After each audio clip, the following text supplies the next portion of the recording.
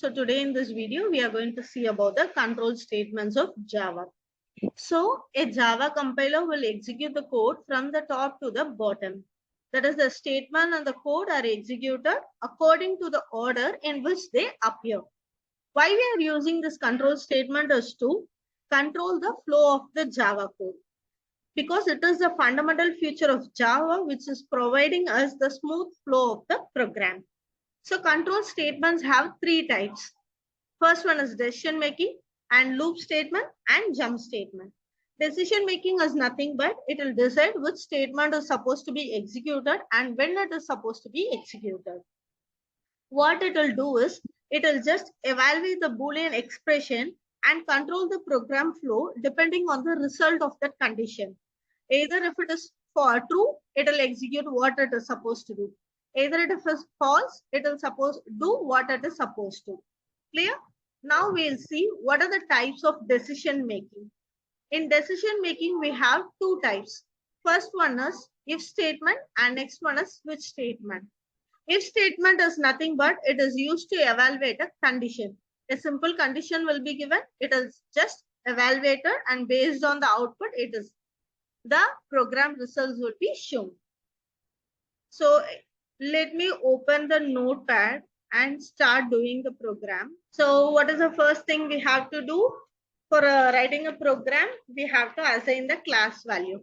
So I am assigning public class as student.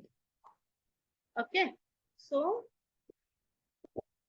next what we have to do is we have to assign the void function. Public static void main string args. So in this program, I'm just going to consider two integer values.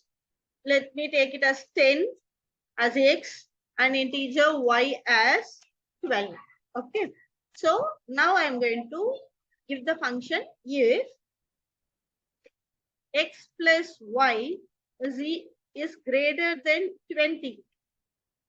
So this is the condition that I'm giving. If x plus y is greater than 20, what it has to do is it has to enter the loop, and I'm just giving the command as system.out.println. So it is supposed to print the statement which I'm giving.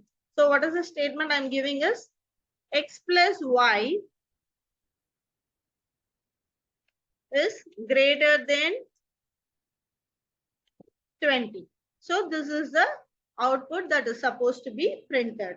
So I'm closing all the loops and I'm saving the program. Okay. Now let's see how we are going to compile and run it. Let me open the notepad. First, we have to move to the workspace where we have saved the file. So I have moved to the workspace where I have saved. What is the thing we have to do is we have to compile the program, right? So javac is the command student.java.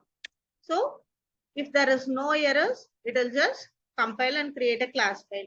Now I have to run the program java.student. So it has printed the output x plus y is greater than 20. Clear? So I have given a condition. So it will evaluate that condition. And if it is correct, it will print the output statement. This is the if statement. Hope it is clear. Thank you. Have a nice day.